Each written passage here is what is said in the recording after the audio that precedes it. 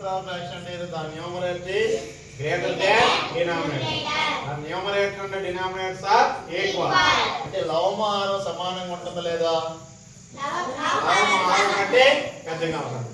ఇప్పుడు 5/4 అంటే the numerator is greater than denominator or numerator and denominators are equal.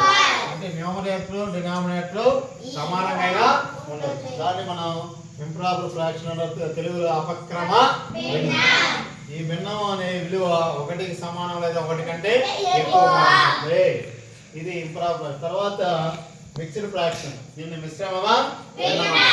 అంటే ఒక హోల్ నెంబర్ ఉంటుంది. ఇక్కడ ఏ నెంబర్ ఉంటుంది?